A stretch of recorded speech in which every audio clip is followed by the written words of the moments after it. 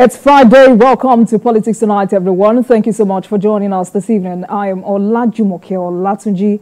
Justice Kudirat Kekereekun to swear 87 new senior advocates of Nigeria on Monday. Tonight, our focus is on the Bobrisky Gate as federal government suspends correctional service officials, probes EFCC. I will be speaking with Dr. Webanwu, is a U.S.-based lawyer and public affairs analyst. Welcome to the program, everyone. Stay with us. I'll be right back.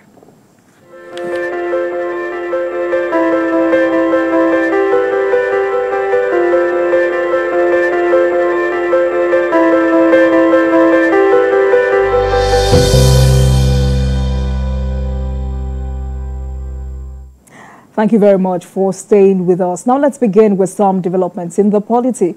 As part of the programs lined up to formally herald the 2024-2025 legal year of the Supreme Court, the Chief Justice of Nigeria, Justice Kudirat Kekereekun, will on Monday swear in 87 new senior advocates of Nigeria at the main courtroom of the court. In a statement signed by the Director of Information and Public Relations, Festus Akode, said the CJN will deliver a State of the Judiciary address with a view to highlighting the performance of the Supreme Court in particular and the Nigerian judiciary. Other stakeholders in the sector will present speeches bordering on the state of the justice sector of the country.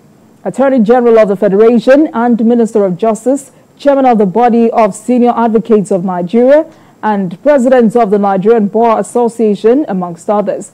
The Supreme Court commenced its annual vacation on 22nd July 2024, though the court started sitting on 23rd September 2024. The new legal year ceremony is now being formally held in accordance with its tradition. The Nigerian Army's Training and Doctrine Command, TRADOC, is hosting the 2024 Research and Development Conference with emphasis on innovation and technological advancements in military operations. Our correspondent, Chemani Bamayo, tells us more. Research and development plays a critical role in the modernization of military forces around the world.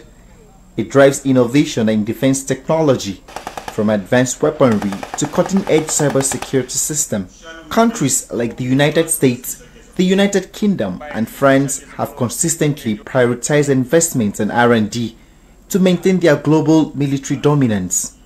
However, in Africa, investment in military R&D is relatively low, with countries like Nigeria seeking to increase their focus on this critical area.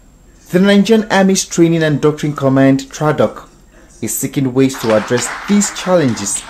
That is the major talking point at this 2024 Research and Development Conference.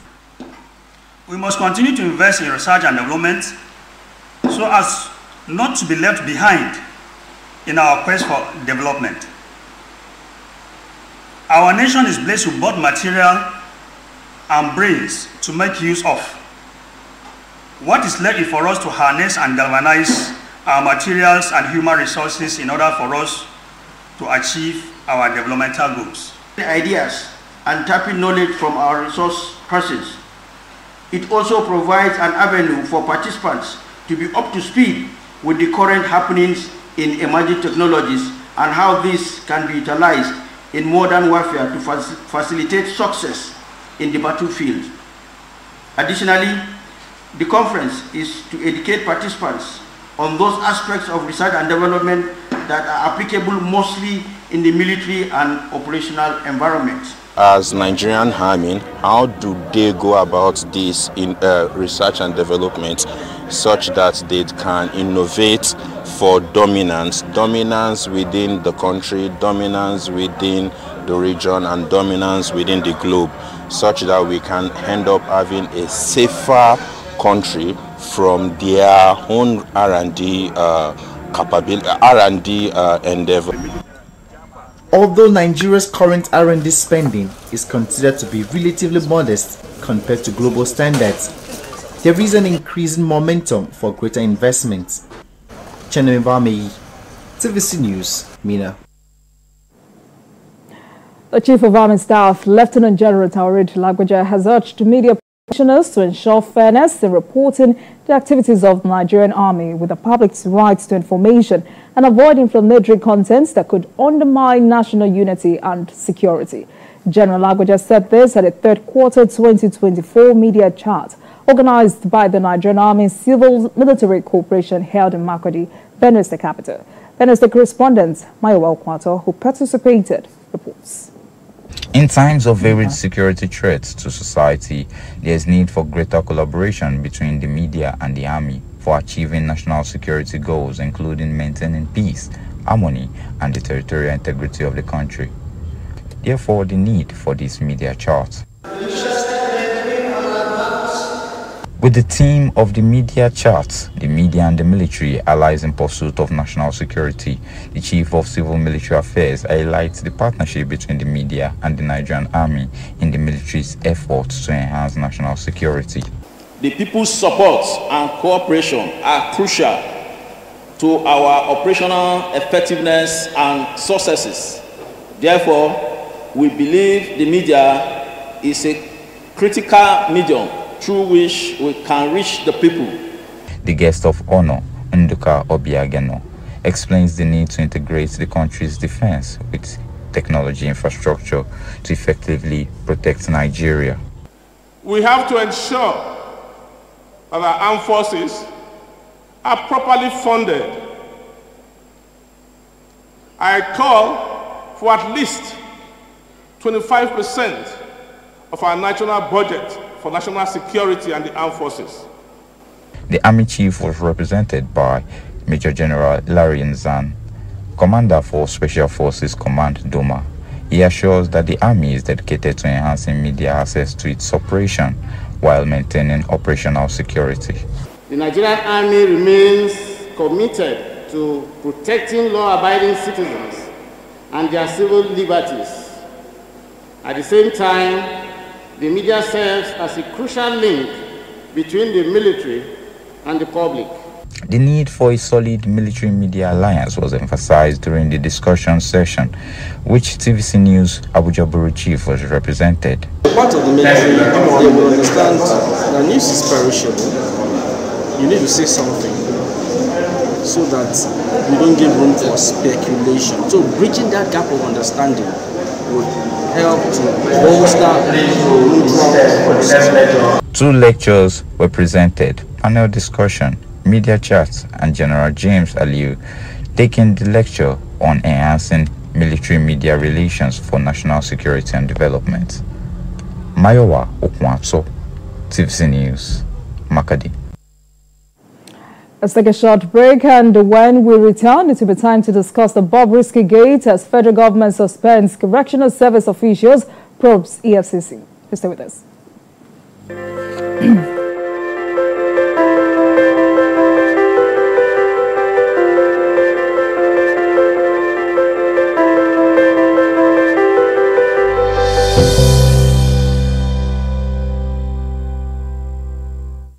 Welcome back, everyone. The federal government has suspended some senior officers of the Nigerian Correctional Service over bribery allegations regarding controversial cross-dresser Idris Okuneye, widely known as Bobrisky.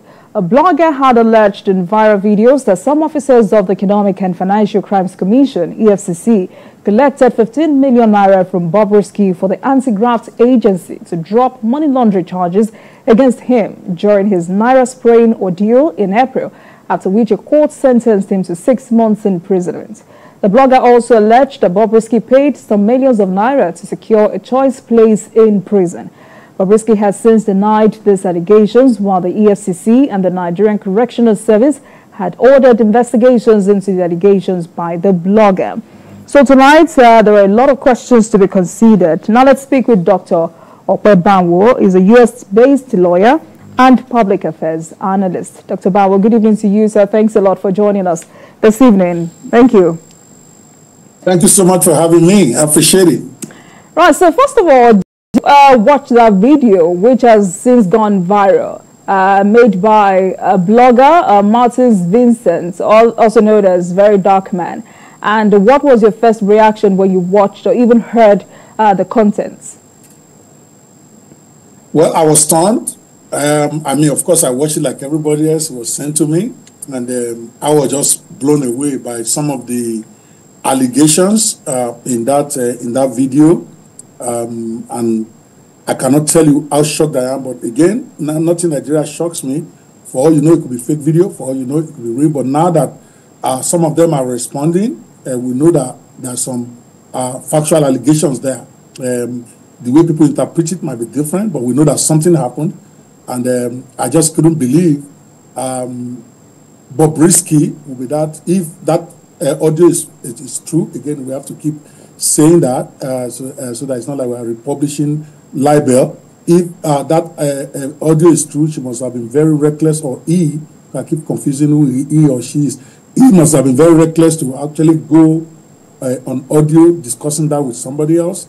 And if those allegations are anywhere true, I mean, heads you roll, big heads, not some small heads. We're hearing VIP treatment, people staying in a hotel, in an apartment instead of staying in prison. We're hearing of EFCC demanding 15 million naira to be able to drop charges. Those are grievous charges that would lead to even the firing of at the highest level, maybe even the EFCC chairman, if this thing continues to go without him taking immediate action, getting the biggest name he can find in that area fired, and also the director of prisons, if any of this is true. All right. You know, being that some officials of the EFCC were found culpable, resulting to their suspension. So what does that say of our systems and government institutions? It just means that it's all broken down, and I'm going to blame the chairman of the EFCC, number one. Yeah, he's the head. Why do you blame the chairman of the EFCC? Because he's the head of the EFCC. We have to blame the head. It's the problem in Nigeria. We don't hold the highest people accountable for problems. When there's a problem, we fire the gate man in a company instead of firing the CEO. That's why our country is not getting where it's supposed to be. He's the highest guy at the EFCC level. How could that happen under his watch? And then not only did he not take decisive action, at the very minimum, the head of that department that is affected goes down. Not just the guys who are trying to demand the money. The culture must have allowed that. So that's what I mean. Mr. President, if this thing drags, I won't be surprised if Mr. President just clears them out, because it's an embarrassment. And then you're taking suspension. If they've been found culpable, then it's termination with extreme prejudice even. Prosecute them. Now, if the suspension is to allow them to investigate, I can understand that. If they have not yet been found guilty and they are saying they should be suspended while there's a investigation, that's okay. I have no problem with that. But if they already found them culpable of something, they shouldn't be talking suspension. They should be talking firing. Or the EFCC chairman himself should get fired. No, I'm not saying this flippantly. He's the chairman of the EFCC. Instead of doing his job, what he's telling us most times is the problem of doing his job. I don't want to go into Yaya Bello and all those areas. So something needs to happen. Right now, our EFCC is a joke with the way it's going. Nobody's afraid of it. No criminal, no high-level criminal is afraid of the EFCC, because we have a EFCC chairman who prefers to go and rehabilitate them and go and be sponsoring the education of the 17-year-old criminal rather than jailing them to deter other people. So it's extending. Is the culture of that department that we are witnessing now. That not only did they drop charges, we saw them charge Bobrisky with money laundering. They did not give us any credible reason why they dropped those charges. So why won't we believe they demanded and got money? That gentleman, the music guy, the black man guy, he has a reason to think that way. It's a fair comment. If I charge you with money laundering and then all of a sudden it disappeared and you are now saying, I tried to collect money from you, I collected money from you, and we have evidence that the girl tried to raise money, or the guy, keep thinking of him as a girl, well, he tried to raise money to go pay EFCC because he said so to his lawyer, to his lawyer. The lawyer acknowledged that in his letter. So the question we should be asking is, why would Bobrisky be trying to raise money to pay people for them to give him VIP treatment or to pay for stuff if it is not true? I believe him. I believe a black man. I believe that audio, especially when Falana Chambers published a letter where they acknowledge that the conversation did take place. They are saying where they didn't encourage him to go and pay. So what do you make of the response? What do you make of the response from the Falanos? well, I think is unfortunate. Let me not put it that way. I don't think Femi Falana saw that letter because it was very amateurishly written, with all due respect. I have a lot of respect for Femi Falana. He's my senior at the bar. At least he's a son, okay, and he's had a body of work that I can only dream of, so I cannot impugn his ability to do law. That's why I say I don't think he saw that. Because as a lawyer, they reveal too much in that. You don't reveal conversation between your clients. That is even professional conduct on his own. Professional misconduct on his own. A lawyer that is a professional is not going to be talking about details of what happened between him and the client or prospective client to a blogger.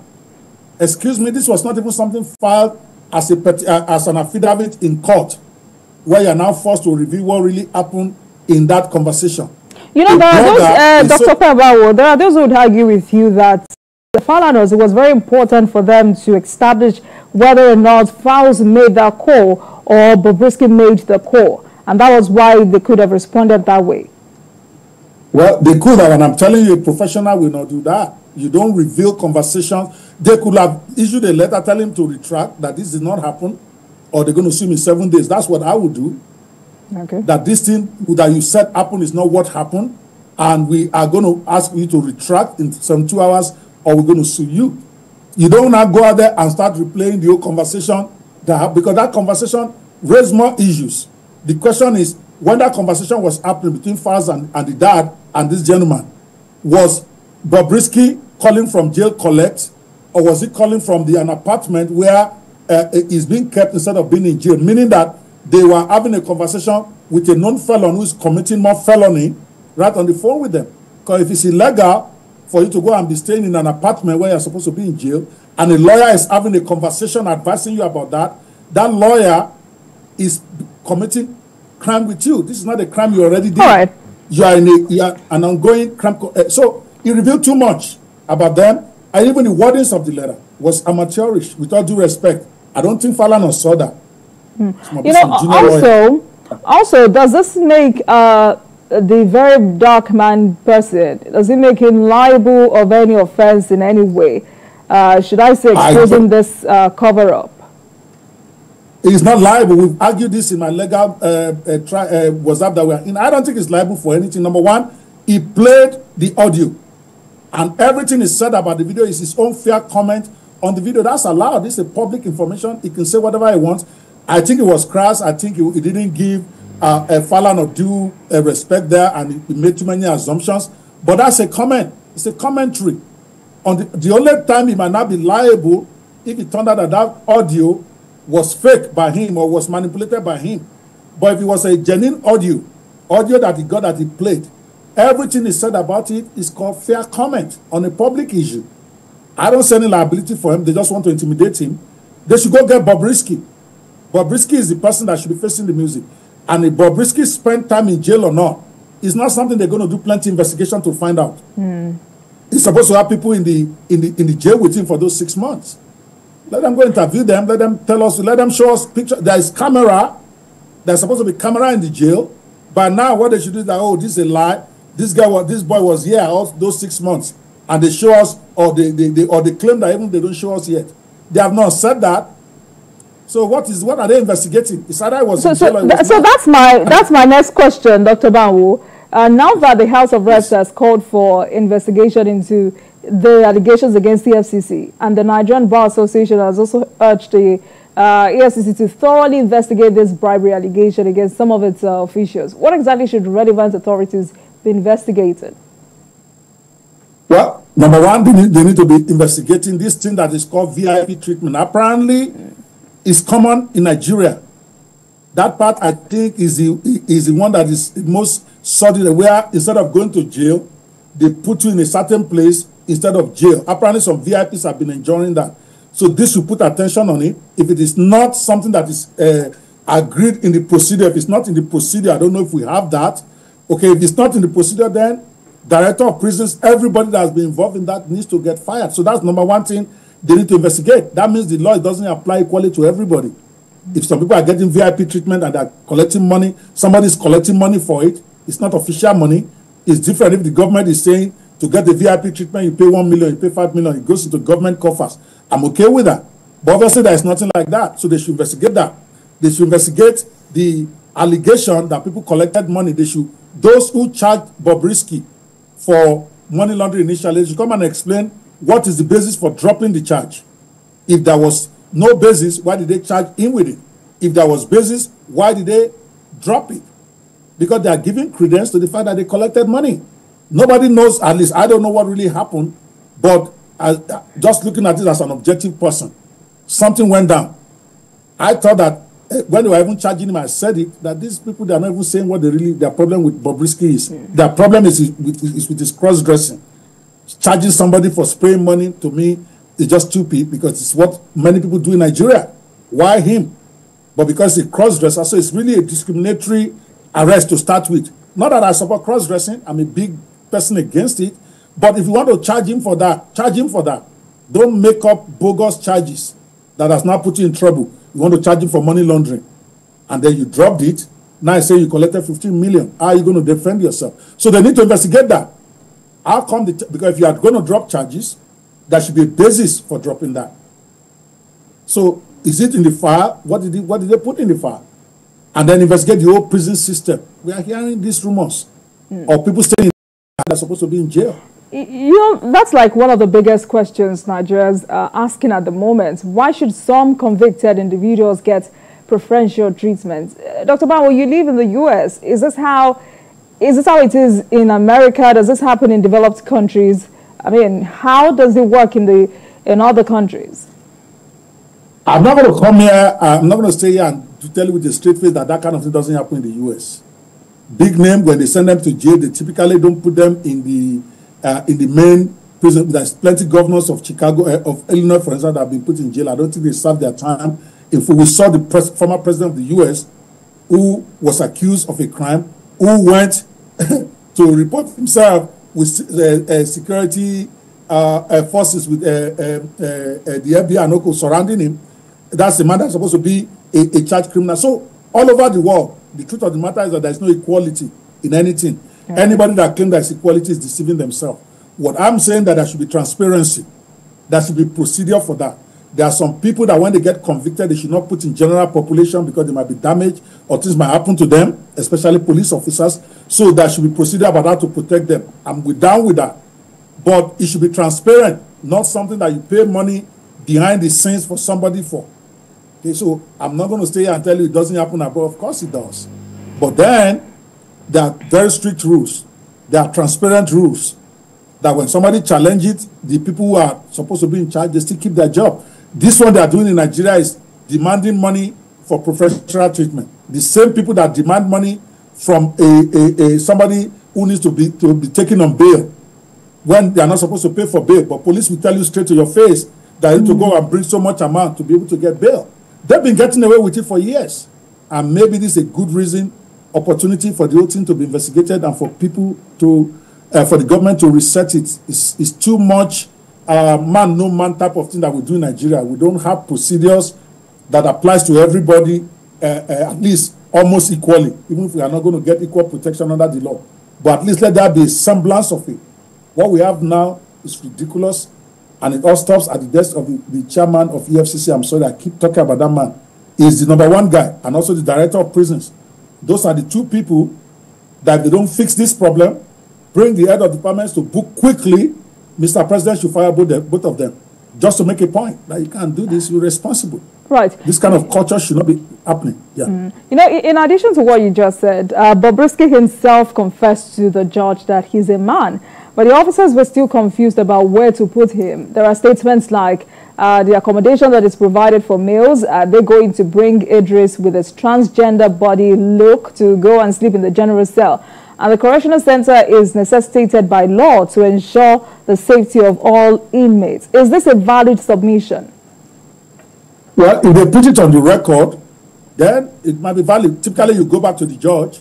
It's a motion the lawyer will have filed. Oh, you can't put this person among the general population because this person is a cross-dresser. They might rape him. So they should have been transparent with it. Yes, that's what I'm saying. They should, because it's a legitimate concern. If I'm his lawyer, I will have made that motion. To be honest with you, I will fight. I will try to make sure they don't put him in the population with men because he's identified as a man. Because even me, I'm confused about his gender. So there's a real danger there. And if they have procedures for that in our prisons, that's what they need to tell us. Oh, we have this procedure in our whatever. If something like this happens, this is what we do. But I don't think that is what happened here, because they are talking about collecting money for it. The guy was busy raising money, according to the audio, and also according to the letter from Falana. So it was not a fantasy. Bobrisky cannot deny that audio, because the lawyer just gave it credence that what they are talking about actually happened. He called the lawyer and was asking for money to pay, and lawyer is saying you don't have to pay. And lawyer himself acknowledged that in the public letter, is what I'm saying, which is why I'm saying it's a very poor lawyer that he did. So they basically admitted to the allegation. So why are they going after black man? That's the problem with Nigeria. All right. They want to kill the whistleblower, but nobody is talking about Bobrisky, the chairman of EFCC, director of prisons. Those are the people with cases to answer, not black man. And they are saying black man should come to Lagos. Well, Dr. Bawo, to be fair, I think Nigerians are looking at all the angles related to this particular story. But let's take a break, and when we come back, we will continue this conversation. Please stay with us, everyone. All right.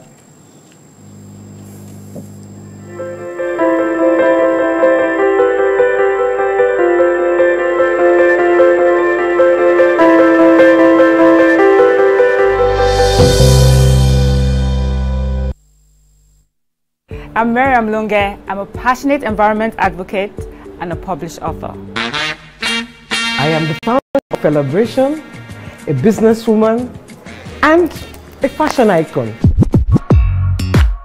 I am a wealth coach and a real estate developer. I am Amako Arakwe. I'm a corporate commercial lawyer and an entrepreneur. Barkamu da warhaka. I am Ramatu Shehu Oyibo, an entrepreneur and a business coach. I am the voice of an average Muslim woman, an hijabite, and a lawyer. I am a polymath and a serial entrepreneur. I am Murayo Afolabi Brown, Managing Director, TVC Entertainment. I'm a media consultant, producer, and broadcaster. The ladies of Your View are made of women from different professions, tribes, cultures, and religion. Join us every Monday to Friday as we share our views on topical and social issues.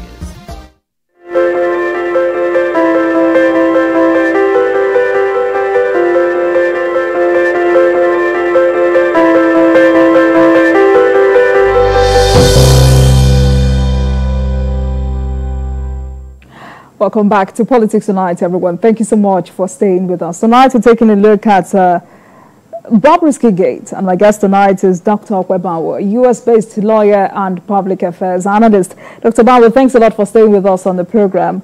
You know, before we talk about how we got here in the first place, I want us to talk about presidential pardon, because that sounds like the crux of the conversation between Bobrisky and the FAO. So in what situation can a convicted fellow get a presidential pardon? What does it entail? To be honest with you, that's not an area of practicing. I know it does exist, and it involves a lot of processes. Unfortunately, I cannot tell you this is a step-by-step process. The only comment I want to make there is that it is very much in line with a lawyer to try to get his client a presidential pardon. So in that sense, even if the Falanas were contemplating that there's nothing wrong with that, they're lawyers. That's what lawyers do. Okay. If he qualifies, based on the criteria for presidential pardon, which I agree, I don't have the details in my hand as I'm talking to you, then it's the job of the lawyer to pursue that, if it is possible. So if a lawyer is advising that, I don't think anything is wrong with that. I don't think it means that Falana is trying to evade the law. Or it's the job of a lawyer is to represent your client to the best of your ability. Pull any stunt you can pull to get them out. That's what lawyers do. Okay, so to me, people trying to drag Falana for that, I think is unfair. Yeah. My own issue with Falana is that when they were having that conversation, where was Bobrisky? If he was in an apartment when he's supposed to be in jail, that's a very dodgy conversation right there. They should not be having that. Do you think the Falanas would have had access to that kind of information?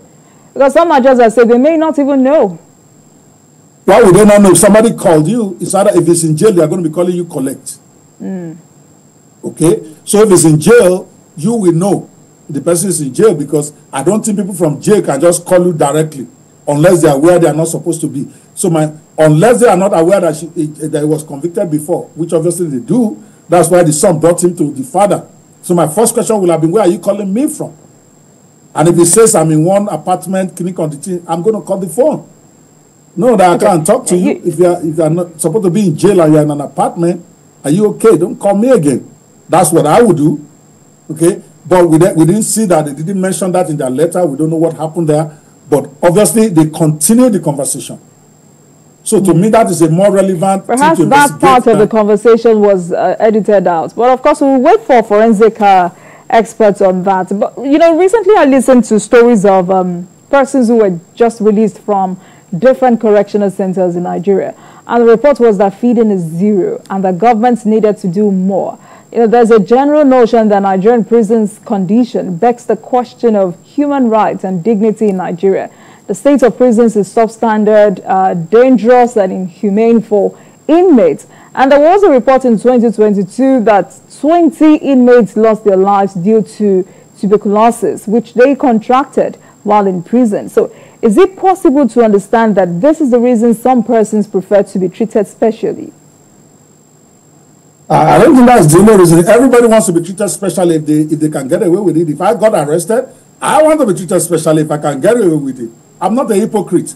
Okay? Everybody, including you, you'll be foolish if you can find a way to soften yourself in jail and you are not taking it. Bobrisky, when it came out, I remember making that comment. I didn't even know it was going to be a mess like this. That they're sure that this guy stayed in prison because he looked exactly as fresh as he was before he went to prison. All his makeup, everything was still looking good. He did not lose any weight. He did not look like anybody who has been to jail. The kind of Nigerian jail that is like a death sentence, where they literally starve you. So I just made a joke. It was on a Facebook Live, and I'm like, are they sure this boy went to jail at all? All of us have been waiting for when it's going to come out. Somebody who has been putting a lot of makeup, do a lot of bleaching, trying to do a lot of stuff to try to be a woman. Now you have been in jail for 6 months. Your first time out, you should actually look like a man. All those makeup is supposed to have disappeared. But it didn't. And I laughed about it, but look at where we are now, which is lending credence. So maybe that guy didn't stay in jail. He didn't look like somebody who went to jail. Or at least you saw him. When the day he came out of jail, you saw the pictures. And I'm like, this one just came out of jail. Who are they kidding? But that was flippant on my part then. I didn't know that it was going to become an issue later. So yeah, our prison is very bad. Nobody wants to go there, and there should be prison reforms. And so I give a lot of kudos to those lawyers who are really fighting to help people to improve the jail conditions, or to also help people who are waiting trial. Some of them for years. Some of them even died there. Are waiting trial for jaywalking, for basic stuff. So we need that full reform. But Bobrisky will want a better environment than prison. I'm not going to blame him for that. I blame those who indulged it. His job is to try to the idea of reform now sounds very cliche to some persons. So let's be very specific. What kind of reforms do you think we need at the moment? Because in addition to what you said earlier, in a country where as of September 3rd, 2024, the total number of inmates in centers across the country is over 84,000. We have about 82,000 males and 1,920 females. And the total number of inmates on death row is 3,504. And for the inmates awaiting trial, over 57,000. So what kind of reforms do you think we need at this moment? Number one, you need better accommodation. In order to build more prisons. If you are going to be jailing people, build more prisons. How many new prisons have been built in Nigeria in the last 10, 20 years? And yet the inmate population is increasing. That's number one. The budget they give for their food, somebody is obviously embezzling it because there's budget. But I don't know if you've been to prison and see the kind of food they serve. I've been there to see a couple of times. I cannot believe my eyes. So somebody is either embezzling that money, or they're not voting enough money for inmates to be fed. That's number three. You don't just lock people up indefinitely. There are some offenses that they should just let go home. All this jail, somebody being in jail for jaywalking because they give them a bail that they can't make because the police officer is demanding bribe. They don't know anybody, so they end up staying there for 3-4 years. for jail. So there should be the kind of reform where every quarter, every year, they review those who are in jail. So if your jail sentence is for maximum for what you did is 3 months, and you have been in jail for 1 year, they should let you go. Even if they've not done the trial, you already served 1 year to decongest the prisons. But we don't do that. Nobody does that exercise. That is why one of my friends, was telling me somebody who's been in jail for 5 years, awaiting trial for jailwalking. That has to be criminal. So there's a lot they can do, and they know it. Yearly audits to decongest not too serious crime offenses that have not been able to make bail, especially if they've served more than what they will have served even if they are found guilty. Number 2, look into the budgeting for the prisons.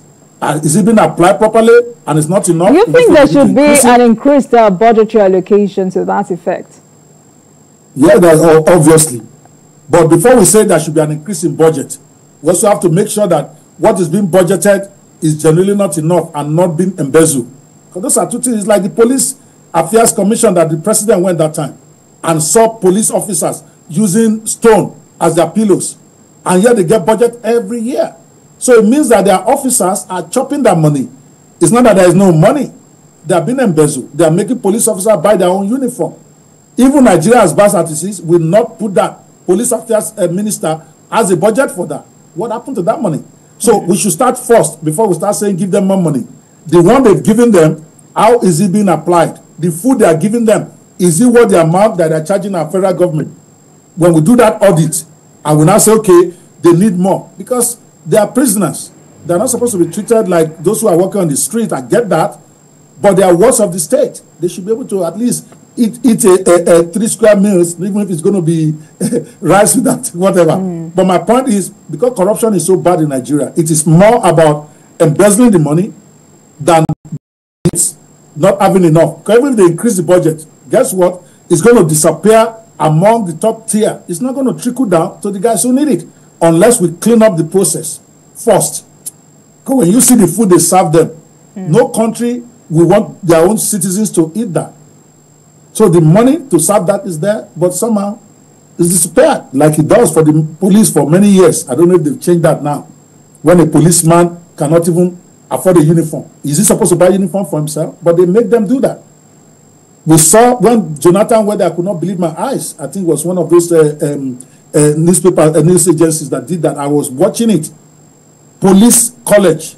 We have police people who are using rock as their pillow with no mattress on their bed. They are sleeping on bare irons. That's a criminal thing going on in our justice system, correctional systems. The top guys, they are embezzling the money. So we can't be saying increase budget. We are just going to be increasing to the pocket of those thieves. Let's do an audit first. Let's do an investigation. What is going on? Clean that up. Then we know where we are. That would be my own opinion. Dr. Bauer, let's stay on this, perhaps for the purpose of clarity or emphasis, because just as you said, prison renovation and decongestion through judicial reforms and quick trials are critical to improving the living conditions in prisons. But in Nigeria, we continue to plan to do these things, which takes forever to execute. There are those who have also talked about frequent training of prison wardens and other prison authorities. For you, how crucial or necessary is this in maintaining the rights and dignity of prisoners? 100%. Training is critical to anything, especially when you are dealing with people who are in prison, people who are already a ward of the state. If the people that are supposed to manage them are not properly trained or properly educated, we're going to say, but I don't think that is the problem. I don't think training is the problem of these people. I think it's corruption. I've been there, I've seen them. The way, even if you don't have training, the way you deal with some stuff is not the way some of those people in prison or police officers, many of them, that's not the way you behave. I mean, what training do you need if you are supposed to spend 100 naira to feed an inmate, to make sure that the 100 naira is used to provide food for them? What more training do you know? You don't need training to embezzle. These guys, they get that by themselves. They embezzle 90 naira out of 100 naira. And even the 10 naira before it's coming, another officer collects another fine. That's what's going on. You see their food, you will cry. So, yeah, we need training, but more importantly, we need transparency. We need a proper audit, a government that cares, by going in there and rooting out, because it's a pervasive culture of fraud. To me, that is the way I see this. Yes, you need education, but if you're educating criminals, you're only teaching them more ways to be more criminal. So first, we need to figure out which of these are criminals, root them out, and then do the prison reform. Trying to do the reform by just giving them more money is like empowering thieves to get more money. Or the same way, it's like, let me not go into politics, but let me just leave it like that. Okay, so it is easy to blame lack of training when the real issue is leadership in our prisons and corruption in our prisons.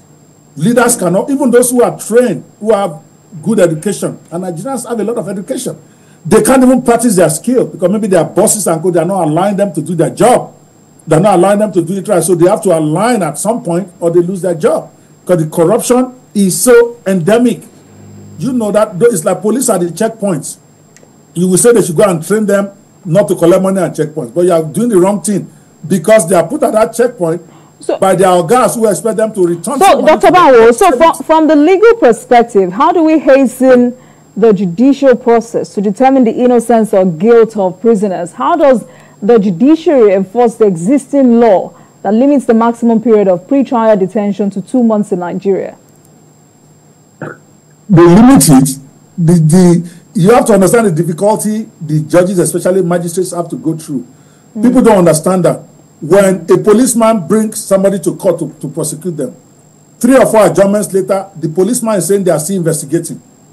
Okay. Is that the fault of the judge? Then when the judge grants a bond, when the magistrate, for instance, grants a bail, now this person they granted bail to is being squeezed by the police, by the people that are saying that you have to pay us before you can do. Most Nigerians don't even know you are not supposed to pay for bail because they are not experiencing that.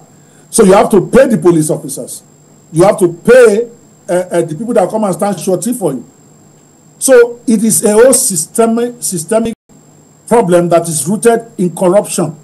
We can talk about all the other stuff they need to do, but if corruption is there, it's not going to go away. So the way to solve it is maybe our IG start making high-profile examples by getting DPOs jailed, by getting police defraud, stuff like that. If they do it enough, maybe people will learn. But I don't know. All right. I want us to come back to the EFCC. What exactly do you make of this indictment on the commission? Because for a very long time, many have questioned the integrity of the Economic and Financial Crimes Commission. To be honest with you, in fact, I just finished a live show before coming on here where I actually called out the EFCC guy big time. Number one, the EFCC man, the chairman, went in there with a stellar reputation, a man of integrity, a Christian, a real practicing Christian this time, a man who is not known to be taking bribe. So I think that is part of the problem with him. He's too nice to be EFCC chairman. The man is more a motivational speaker than somebody, a law enforcer. You saw him saying a 17-year-old guy who was a 419 person, he was more concerned about paying for the education of that man, a EFCC man saying, I am going to take up the education of this boy and I'm going to educate him. He's behaving like a pastor in the role of an enforcer of the law. So, and that is that culture that is trickling down. That's why nobody's afraid of him. And then it looks to me, with all due respect, I was very big on him. I thought it was one of the big appointments that the president made that is great. But now I'm disappointed. Because when you look, it looks like he's more interested in playing to the gallery than getting the job done. Go and watch some of his interviews, even on your own channels. He talks more about the problem with him doing his job than doing his job. You are looking for a man like Yahaya Bello for so many months. You declared him wanted. You did a full-page advert saying this man is wanted. Then this man showed up in your office. But you are saying you are not going to talk to him because he came with his governor and other influence. Who does that? But Dr. Bawo, if after 20 years, Nigeria is still a highly corrupt nation, what then is the problem? Is it really about the commission or the increasing number of highly corrupt individuals in the country? It's all of the above, both the Nigerians and the leader, because we like to point at our leaders, and I'm one of those guys, okay, because it's supposed to start from the leadership. But the truth of the matter is that Even we, the populace, we are corrupt too, because we know people are corrupt, but we still go and vote for them. We still support them either because they are from our own side or from the other side, and then we are not taking responsibility. A leadership only reflects the people that follow him. If Nigerians say, no, we are done with corruption, we don't want, and they start clapping down on the corrupt leaders in their midst, then maybe we are going to have a change. But the way it is that every one of us aligned. This is not a Yoruba or Igbo Hausa thing, it's all Nigerian thing.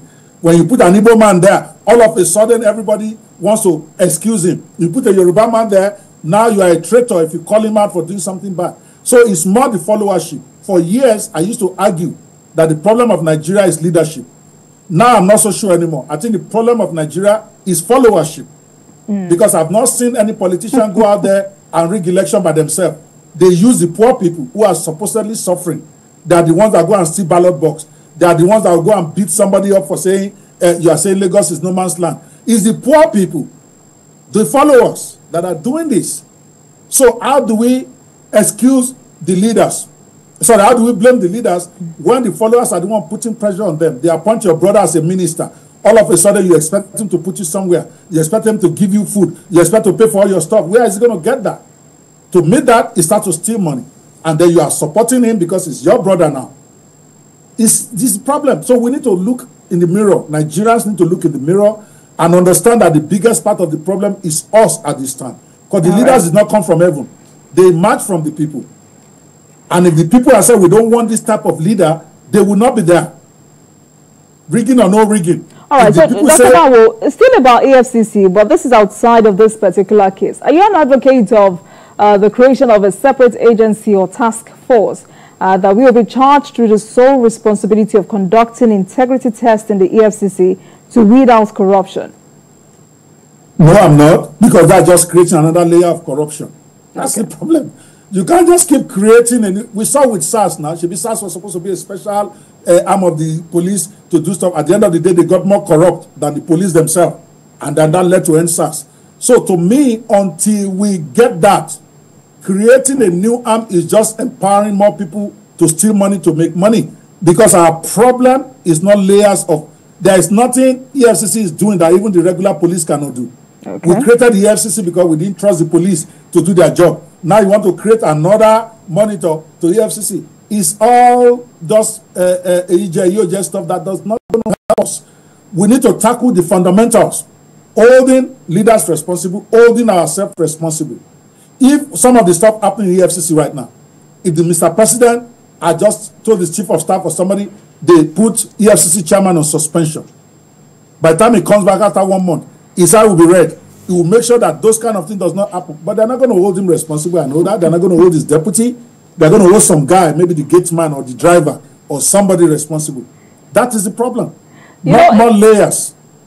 You know, it's a dicey situation for some others because they believe that since the establishment of the Economic and Financial Crimes Commission to investigate financial crimes in Nigeria, the agency has been entrenched in controversy, partly for its approach in fighting corruption, which some experts have described as selective, and for the character of persons that steer its affairs. And many have said, if as that 2023, Nigeria still ranks as a highly corrupt country, what exactly has the EFCC been doing over the past 20 years? And also interesting that every past EFCC chairman had faced serious allegations. How do you react to this?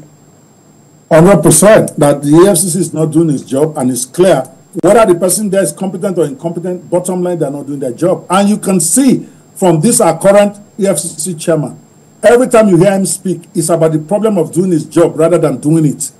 It's about doing everything else other than the work that we gave him. He wants to set up rehabilitation centers. He wants to be doing empowerment training for criminals. That's the kind of EFCC chairman we have. And we are saying the crime is not gone down. The man, with all his bluster, with all due respect, has not been able to give us one very high-profile political scammer or thief or a fraud person. All the people that he keeps arresting and jailing are maybe 419 people. That's okay. I have no problem with that. But he has shown that he has no lever to confront the corrupt political class. And I don't think it's Aso Rock that is holding him down. It's a man of integrity. If they're holding him down, he should resign and go. Mr. President has appointed him. He's supposed to do his job. But instead of doing his job, He's saying governor is covering somebody. He's saying I'm not going to speak to him. So you can see that we have the head of the EFCC who is not even aware of his job. He doesn't even know what his job is. His job is not rehabilitation of criminals. His job is to clean up house.